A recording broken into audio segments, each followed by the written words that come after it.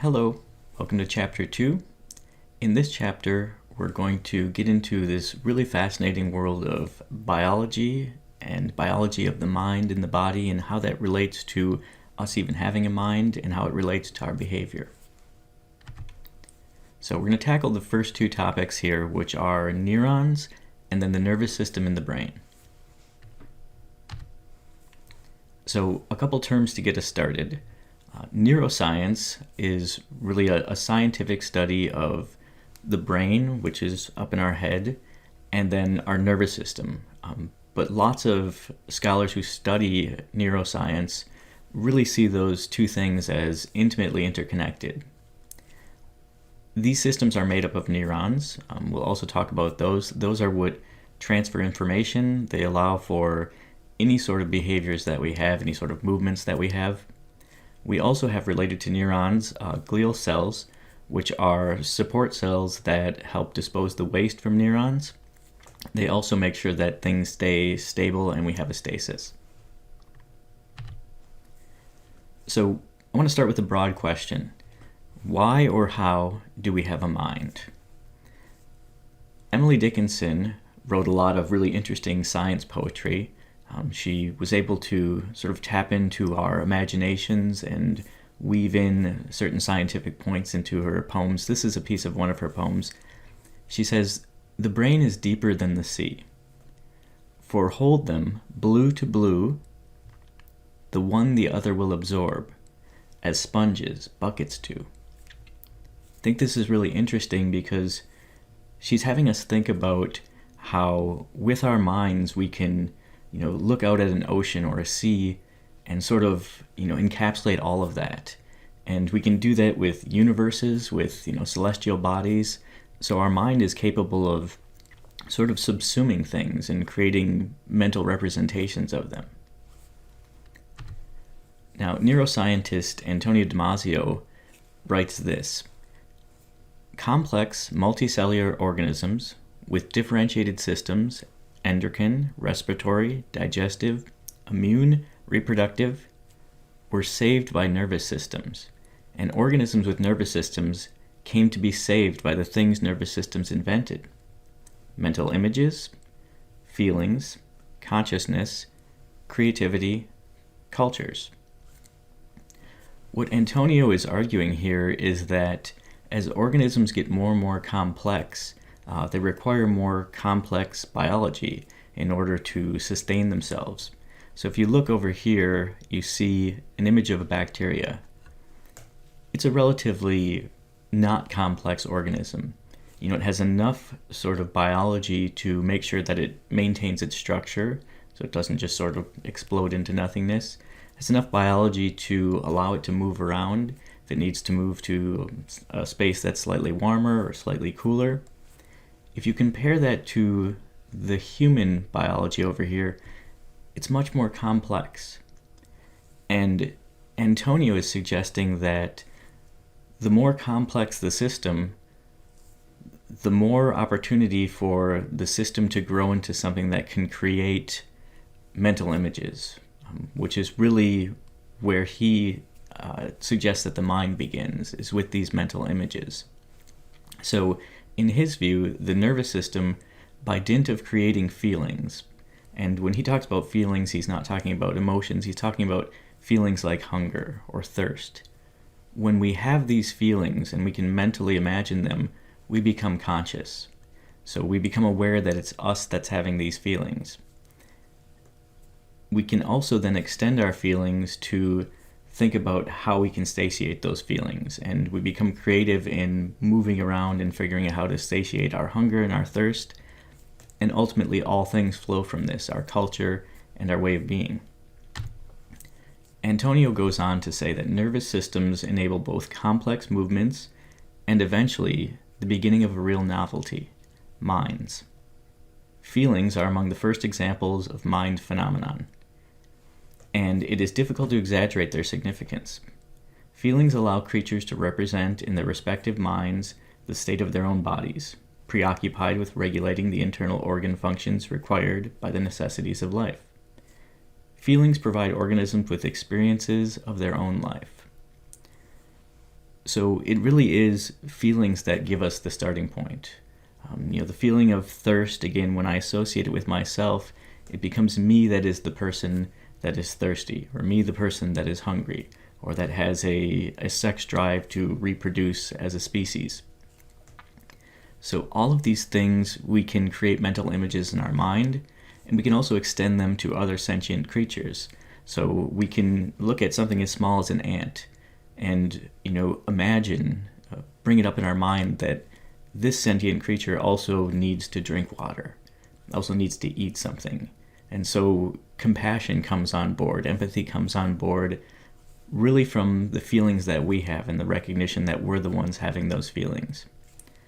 So I like that Antonio brings this all back to the nervous system. And his main argument for the development of the mind is that as systems get more complex, just by dint of the way that we experience our feelings, we create consciousness and an awareness of ourselves. So let's get into thinking about how the nervous system works and how it interacts with our mind and with our behavior ultimately. So a couple different types of neurons that I want to start with. We have sensory neurons, which are the neurons that are connected to all our major organs, also to our brain and spinal cord.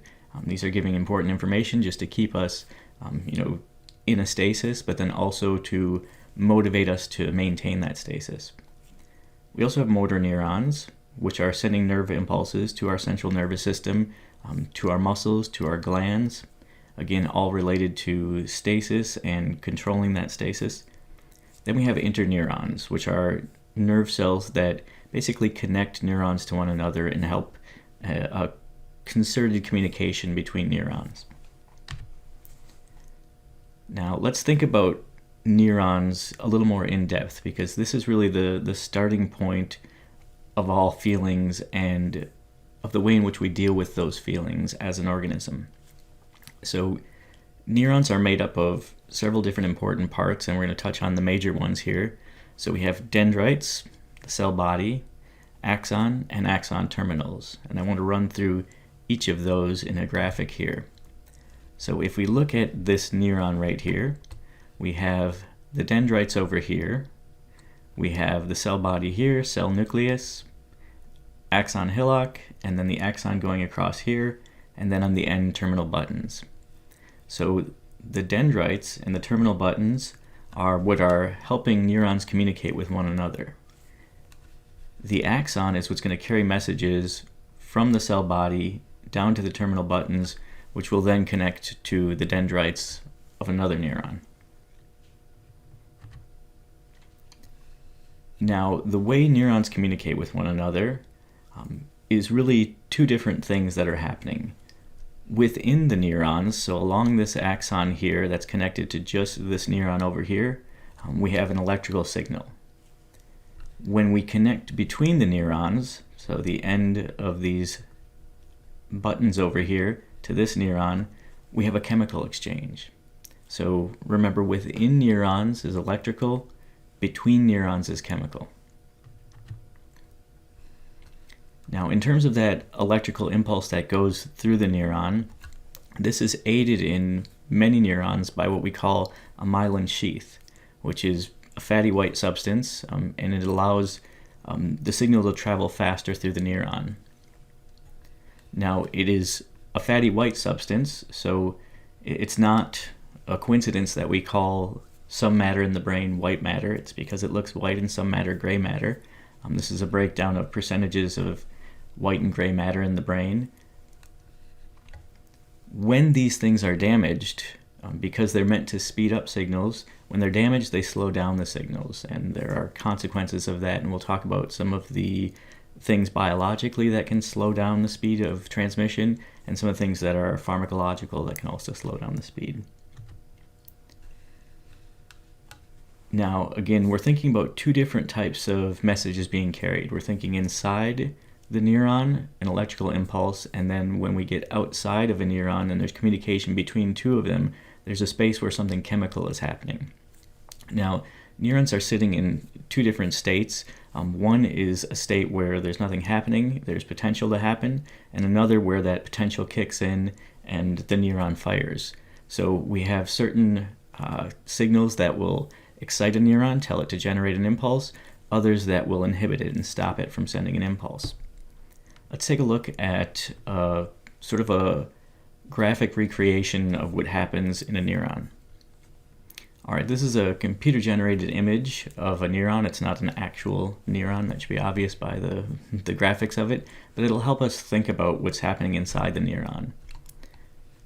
So there's really two major chemicals at play. There's sodium ions and potassium ions, and we won't get into the weeds as to exactly what's happening in this operation. As you get into more sophisticated courses on chemistry and things like that, you'll begin to understand this a little bit better.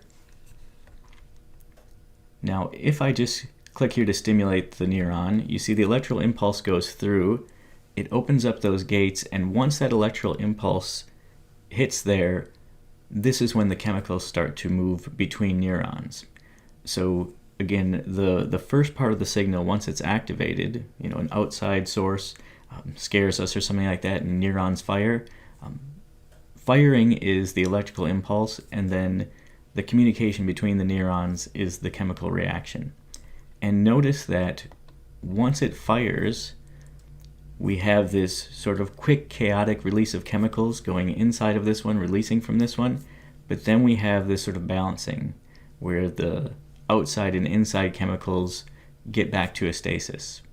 So one thing to note is that when we fire the neuron, if you look over here on the chart, you can see we have the signal that goes up and then down. So there's a period of time where the neuron is firing and then where it's resetting, and before it gets to reset, it's not able to fire again. So during that whole period, the neuron can't be sort of charged and fired again. So as we saw in that simulation there, really the action potential for the neuron is regulated by potassium and sodium ions. And while we don't need to get into the exact chemistry behind that, it pays to just recognize that it's beginning with an electrical impulse and then it's moving into chemicals between the neurons. And I want to talk a little bit more about that process. Okay, so the chemical communication between the neurons. Let's break this down. So we just looked at the electrical impulse that goes through one neuron. And what that does ultimately, as we saw in the graphic, is it tells the neuron to send out neurotransmitters, the molecules that are neurotransmitters. So this is happening at the end of the neuron in the axon terminal. And between the two neurons is a space. We call that the synaptic gap. What will happen is the chemicals will get released into that synaptic gap. Some of them, if things are functioning properly, will get picked up on receptor sites of the other neuron that's being communicated to. Some of them will get taken back into the neuron that was sending the signal through a process that we call reuptake. And if things are working properly as well, some of the molecules that are between in the synaptic gap that don't either go into the receptor site or get taken back and reuptake will get destroyed inside the gap. So when things are functioning properly, we have the right amount that get put into receptor sites, the right amount that are taken back in, and the right amount that are destroyed in the synaptic gap. Now, we know that these processes are happening. We know that there's electrical impulses. We know that there's chemicals moving between neurons. We also know that this is a very complex process. There are billions of neurons in the brain alone, and many more throughout the body. So there's lots of things firing at once. While we can break it down into a graph to show one neuron communicating with another, it's really much more complex in the brain. And we're getting better and better at measuring what's happening in the brain.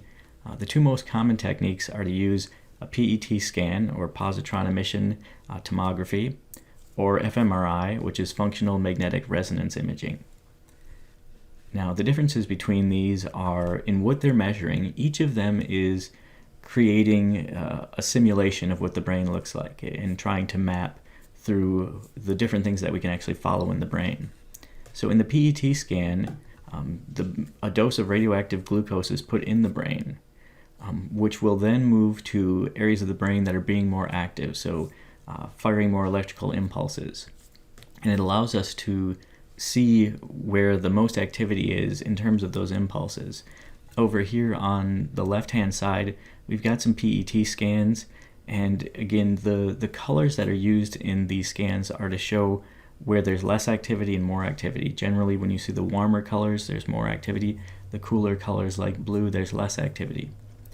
In an fMRI, we're looking at areas of the brain that are requiring more oxygen. So again, there's more activity, but in this case, it's more activity in regards to the flow of blood and how oxygenated that blood is.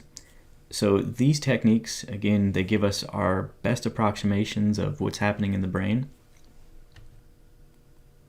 I want to talk a little bit more about the pragmatics of neurotransmitters and how pharmacology and different toxins and poisons can influence the process of neurotransmitters sending and receiving the chemicals between each other.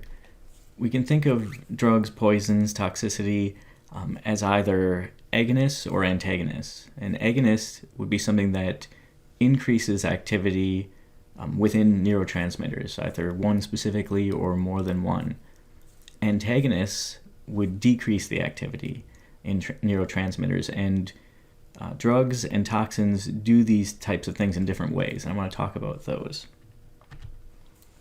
So a couple important neurotransmitters, one of them is acetylcholine, which is a neurotransmitter that's involved in the process of learning, process of memory, which memory is critical for short-term memory, keeping things in our mind as we're doing things, and long-term memory, solidifying memories. And then also it's involved in muscle movement, which again is critical to our survival.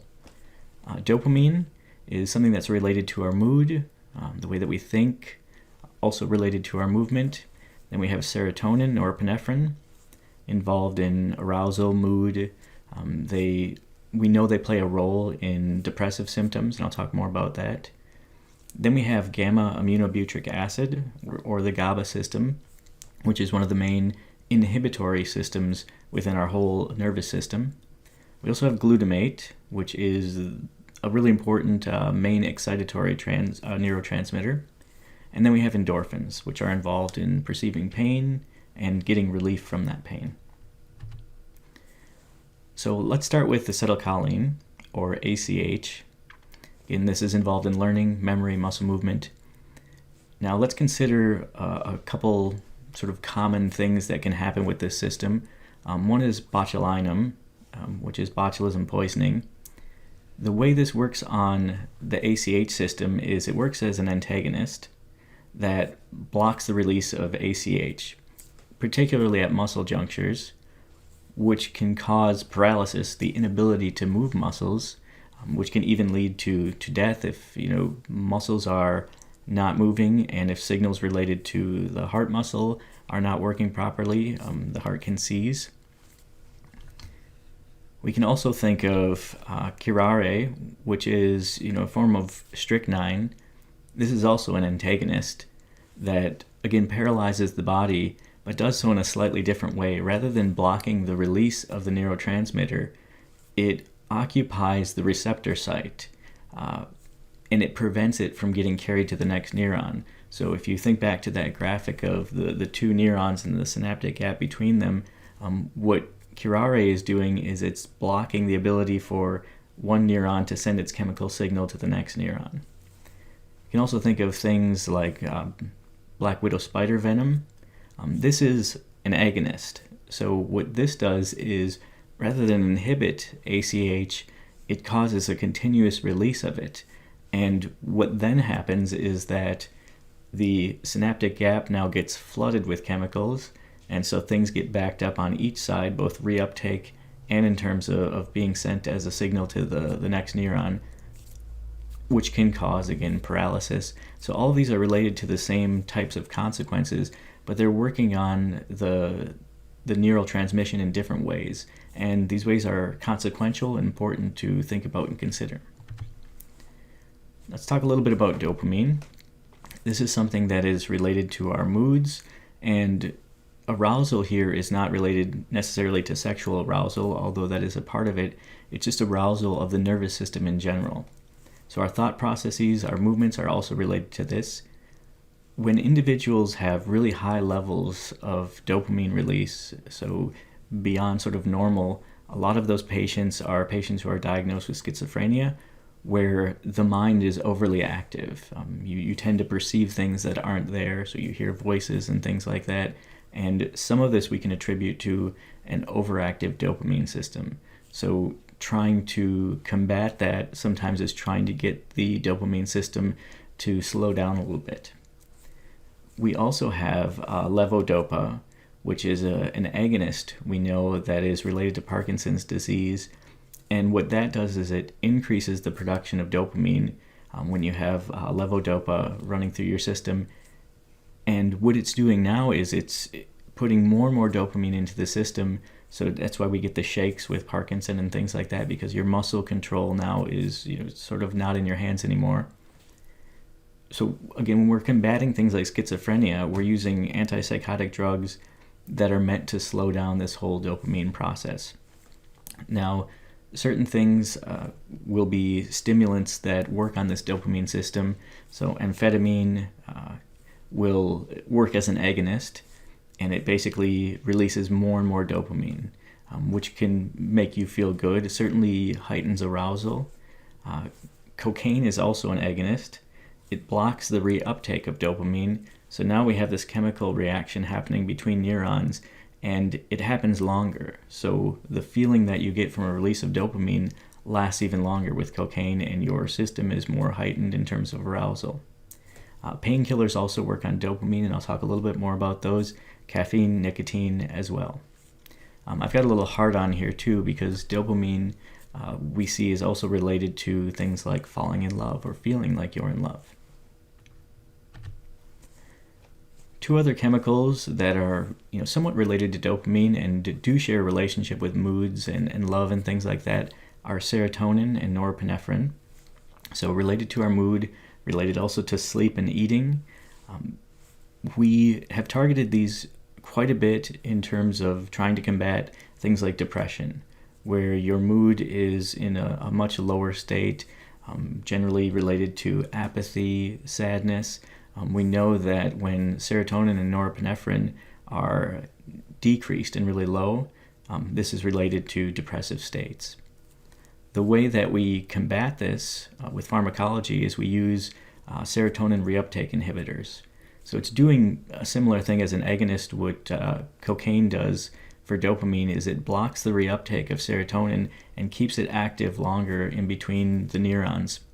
So it creates a better feeling, a good feeling, and it lasts longer. We also have this with norepinephrine as well, and sometimes we do a combination of those where we block the reuptake of serotonin, block the reuptake of norepinephrine.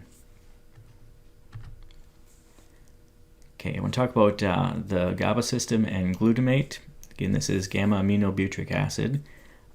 This will be familiar to you in terms of its effects that result from drinking alcohol. So our GABA system is definitely affected by anything that is a depressant like alcohol.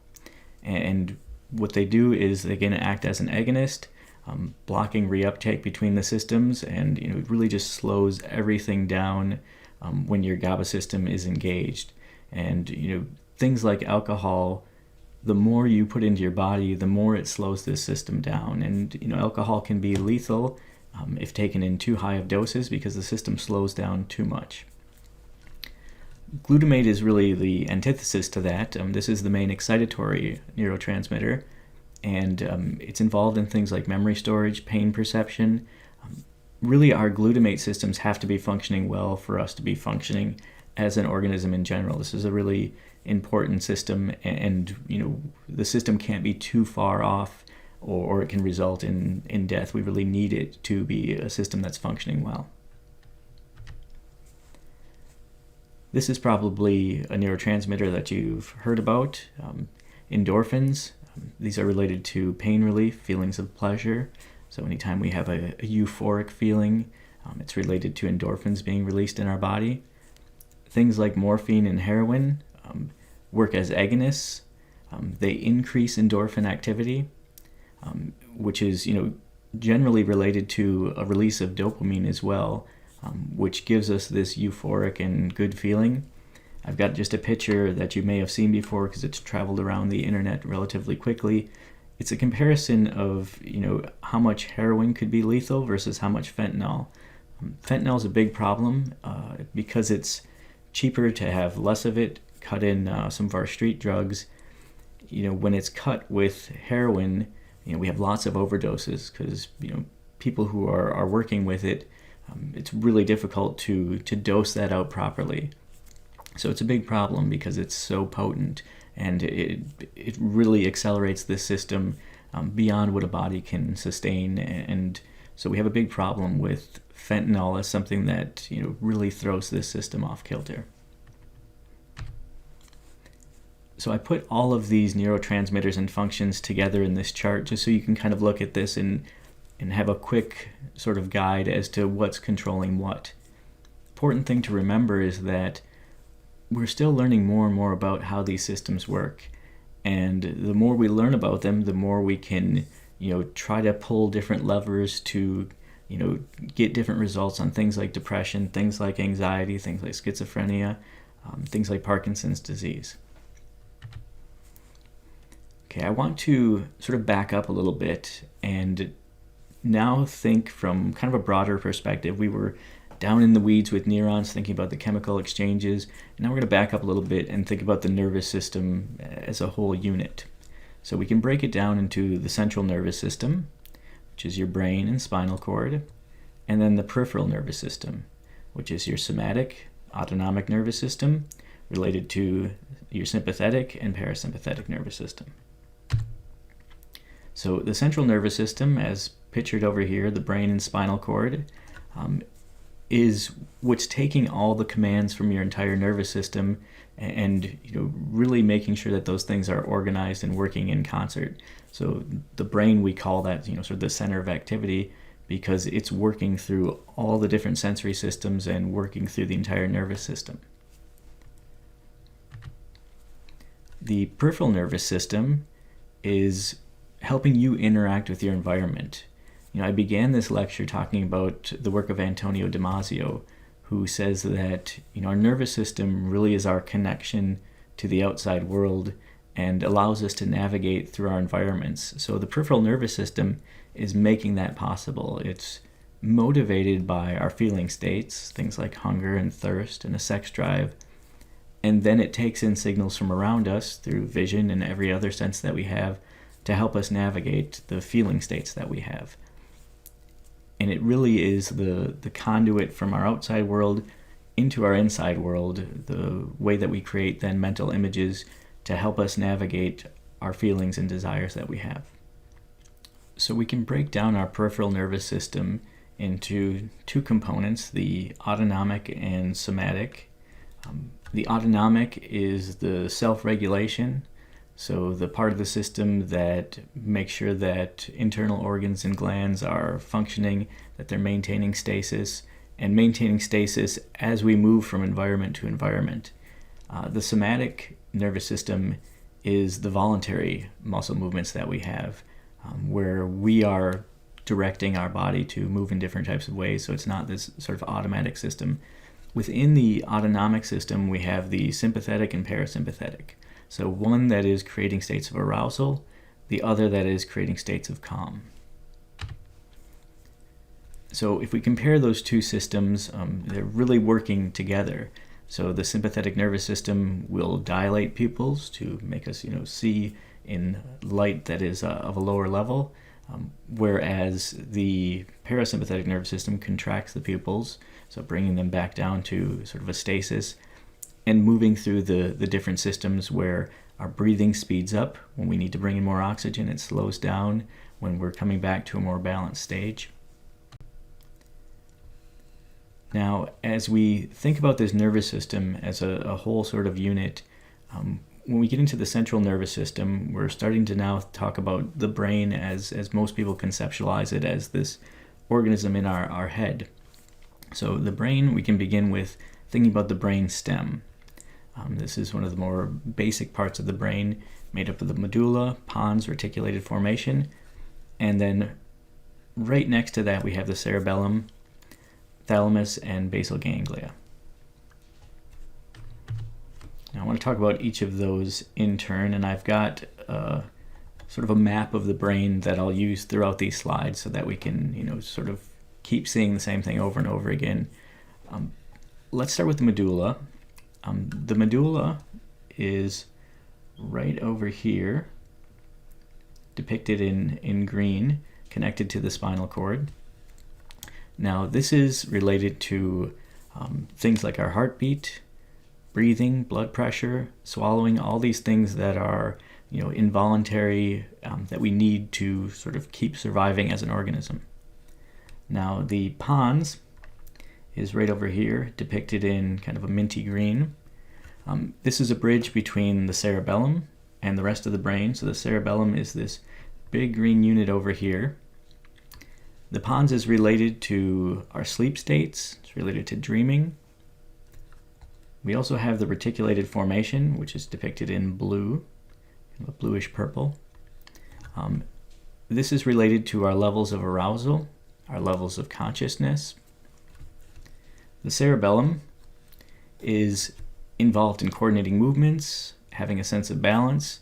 As you run through this list of different parts of the brain, think of how important it is to just be able to balance. If you are an organism that needs to find food or water, you need a sense of balance. If you're just sort of tipping over all the time, you're not going to get to food, or you're not going to get to water to quench thirst.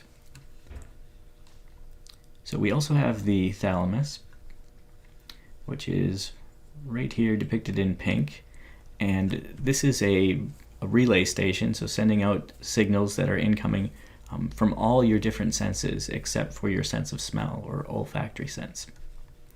And then the basal ganglia, which is right here, this little pink bit.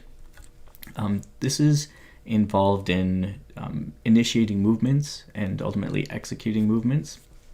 So all these structures, these core structures, are involved in our basic sort of stasis type functions, and then relaying our basic senses out to other areas of the brain. Now, the limbic system is the next part that I want to talk about, which is related to survival, memory, emotions, made up of the hypothalamus, pituitary gland, amygdala, and hippocampus. The hypothalamus, pictured right here, is what controls the pituitary gland, which is pictured right here. It also works with the autonomic nervous system and helps us regulate our basic drives. So wanting to eat to satiate hunger, wanting to drink to satiate thirst, and then our sex drives.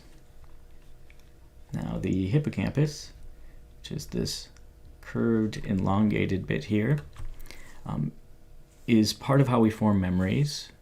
We know it's related to generating new memories. And then lastly, the amygdala right here helps us regulate our emotional experiences. It's related to emotions like fear, anger, aggression. The limbic system is controlling basic things like survival and emotions, whereas the cerebral cortex is controlling our information processing, more of the higher level cognitive functions.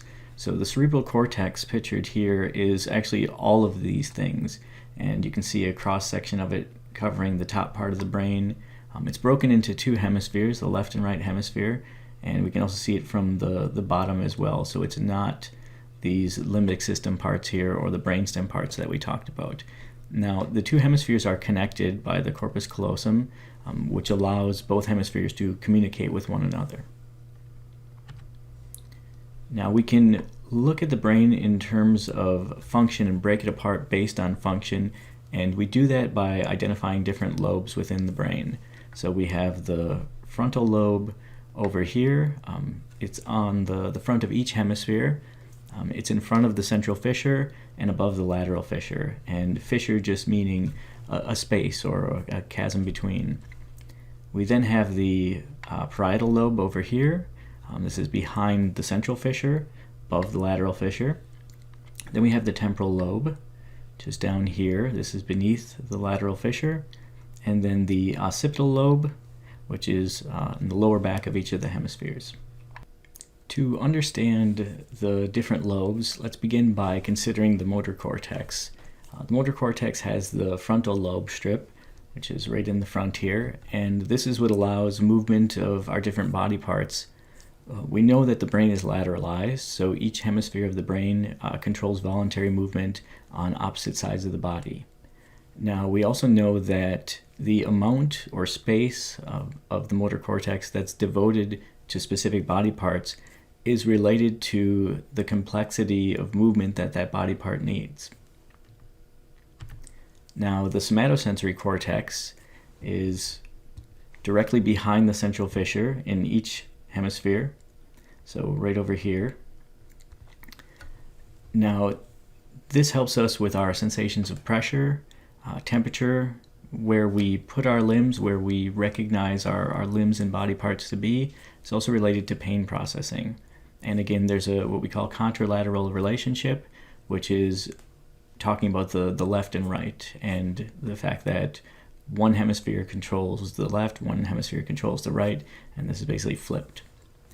Now, just like with the motor cortex, the sensory motor cortex has the amount of space that's devoted to specific areas, in this case, is proportionate to the sensitivity of the body part.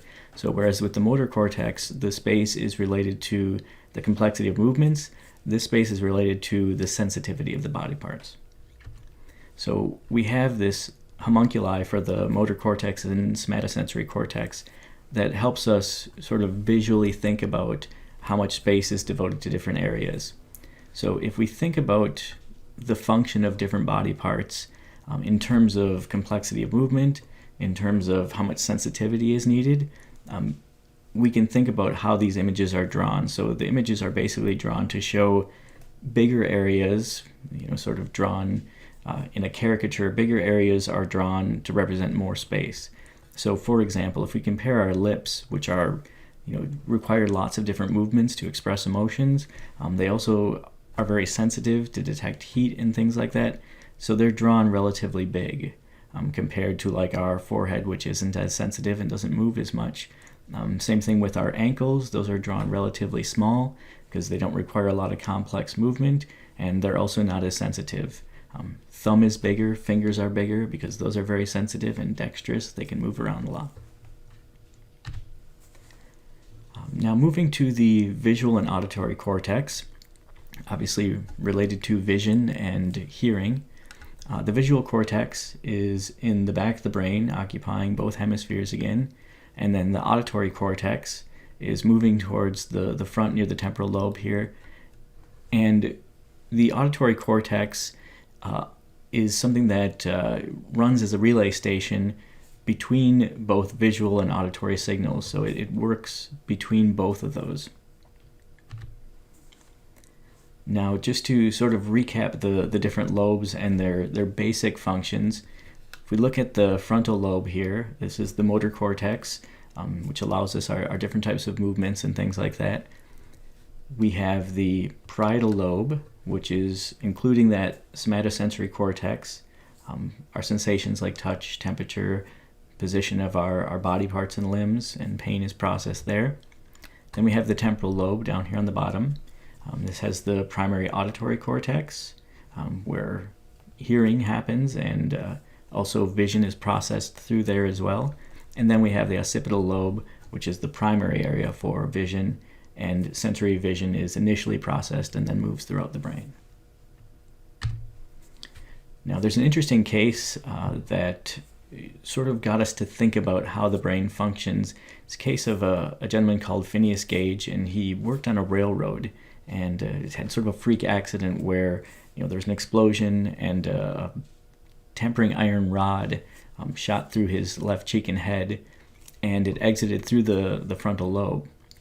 Now, what's interesting about this is that Gage didn't die when this happened, but his behavior changed, and interestingly, his personality seemed to change. He became more irresponsible, impulsive, vulgar.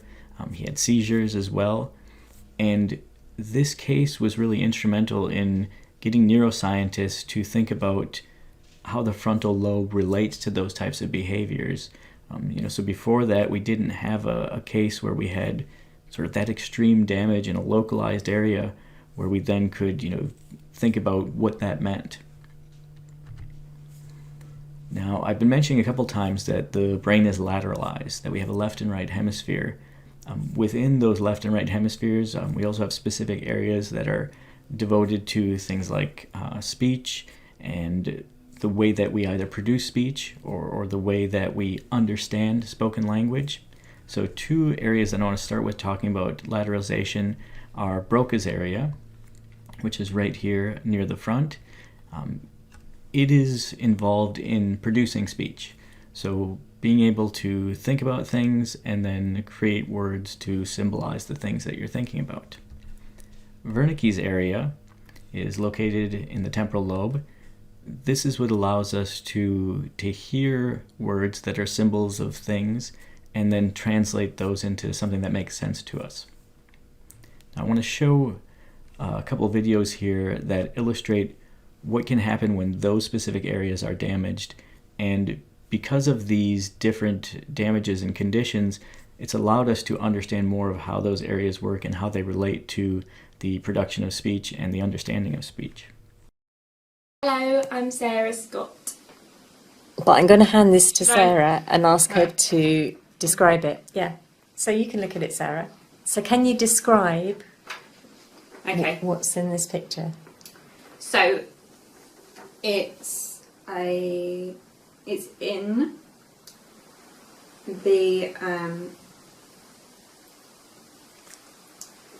in the kitchen, and there's two children and a mum. The children are eating some biscuits or cookies, and the boy is standing in the stool, but it's almost fallen over. The mum is cleaning the plates. Hi Byron, how are you? I'm happy. Are you pretty? You look good. What are you doing today? We stayed with the water over here at the moment and talked with the people for them over there. They're diving for them at the moment. They'll save in the moment. He'll have water very soon for him. With luck for him. So we're on a cruise and we're about to We get to will Juneau. store it right here and they'll save their hands right there for them. And what were we just doing with the iPad? Right at the moment they don't show a darn thing. With the iPad that we were doing. Like here? I'd like my change for me and change hands for me. It would happen. I would talk with Donna sometimes. We're out with them. Other people are working with them. I'm very happy with them. Good. This girl was very good and happy. And I play golf and hit other trees. We play out with the hands. We save a lot of hands on hold for us, other hands. I don't know what you get, but I talk with a lot of hand for him. Sometime. Am I talk of any more to saying? All right, thank you very much. Thank you very much. I appreciate it, and I hope the world lasts for you. In those two videos, you saw two different individuals, one who is having difficulty trying to produce language, produce words as she was looking at a picture, and the second individual who was able to produce words but wasn't really able to understand the words that he was saying, and in turn wasn't really able to understand very well the words that were being spoken to him. Now, again, the brain has two hemispheres, and these hemispheres have to communicate with one another, so there has to be information transferring from one side to the other. the hemispheres are also lateralized. So that means that information cuts across through our senses. So if we take our visual field, for example, the right half of each eye, your left and right eye, are processed in the right hemisphere of the brain, whereas the left half of each eye, right and left eye, are processed in the left hemisphere of the brain. Now, for most of us, this isn't very consequential. We don't know that it's happening. Our systems work really, really fast, so everything seems to our perception to be happening normally. When individuals have problems with their brain, and in particular, problems with the corpus callosum, which connects both hemispheres, we tend to see, sometimes pretty dramatic differences in how they perceive and how they react to their environment. So, through studying people with split brains, people who have either damage to the corpus callosum or have had it deliberately cut or severed to help with epilepsy and seizures, by studying them, we can understand how each hemisphere of the brain communicates to the other, and we can identify, which areas are connected and in which ways. Oftentimes people will say, I'm left-brained or I'm right-brained, and it's kind of a misperception about how the hemispheres work. It may be true that you like math more, or that you're better at math, or that you like art more and you tend to be a more creative person. This doesn't mean that you're favoring one side of your brain, because both sides have to communicate. For you to do any of those endeavors, working on mathematics or working on art, you have to have communication from both halves of the brain. So nearly everyone is whole-brained, but you may have interests and proclivities that are associated with different areas of each hemisphere of the brain. Now, on to the split brain research. One of the questions that was asked early on is, can each hemisphere sort of work alone, independent of the other? And they can, but there are consequences and things that follow from that. So I want to watch a video on a patient who has had his corpus callosum severed, and you'll see essentially what sort of consequences there are from not having both hemispheres communicate with one another. We began our journey into the human brain here on the campus of Dartmouth College in New Hampshire. I'd come to meet one of the world's leading brain scientists, Mike Gazzaniga, and a man he's worked with for over a decade. A man with two brains. You've been working a long time with Dr. Gazzaniga? 14 or 15 years. It doesn't seem like that long, does it? The collaboration began when Joe had surgery. And you had this procedure to correct an epileptic problem, Yes. is that right? Trying to stop the seizures. I was having seizures like every day or so, or sometimes 2 or 3 a day. To control Joe's epileptic seizures, a surgeon severed the connection between the two halves of his brain. Cutting the corpus callosum like this prevented the spread of the electric storms that caused his seizures. But it also prevented the left and right halves of his brain from communicating with each other. In the years since the operation, Joe's epilepsy has been under control. He now earns a living at an egg farm, and in his everyday life, he's largely unaffected by the fact that his left and his right brains work independently. Do you feel any different when you think about something than you did, any differently from the way you felt before the procedure? It's just kind of backup brain, that's all. That's something everybody could use, right? I found out how true that was right away when I was asked to draw a different shape with each hand. In a brain like mine, roughly speaking normal, at least all in one piece, the left half of my brain controls the right side of my body, while the right brain controls the left side. Oh, no. But because the two halves are connected, Nothing wrong with that. getting each hand to work independently isn't easy. Well, we're seeing the fact that Alan's hemispheres are connected, and that the motor messages from one are confusing the motor messages in the other. I was just drawing an upside-down duck. Okay. But when Joe is given the same task, his two hands operate as if controlled by two separate brains. What's happening is that each half of Joe's brain is given a separate instruction. He's asked to fix his eyes on the cross in the center of the screen.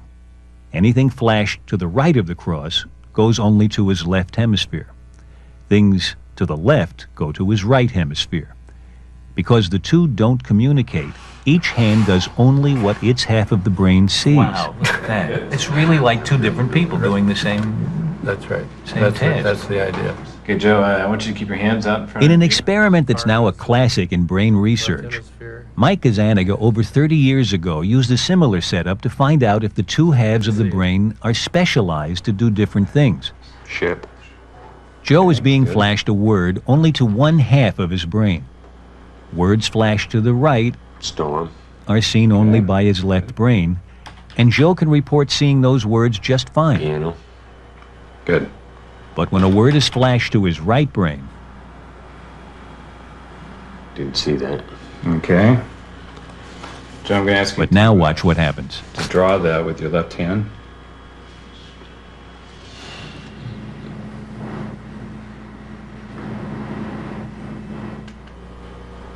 You're gonna be lost. Why don't you try drawing another picture of it over here if that will help you.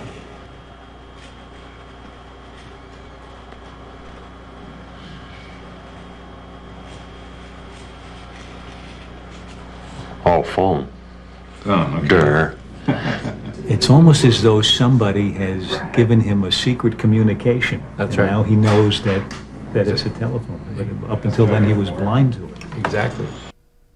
So in that video, we got to look at an interesting case of a gentleman who, because of epilepsy and seizures, had his corpus callosum severed, and as a result has to navigate life with really a split brain, and especially things in terms of visual and turning things into words and symbols. Those are interrupted and changed it from our normal experience where everything is really connected. Now, that's all the information I want to talk about in regards to the brain, and we touched on a lot of different things. We started with neurons, then we went into the nervous system at large and how different electrical impulses go across neurons and how chemicals cut between neurons. And all of this is related to, as Antonio Damasio says, our interaction with our environment, our interaction with other sentient creatures, other organisms, other human beings. So all of this relates to our nervous system and then how things are processed in our brain.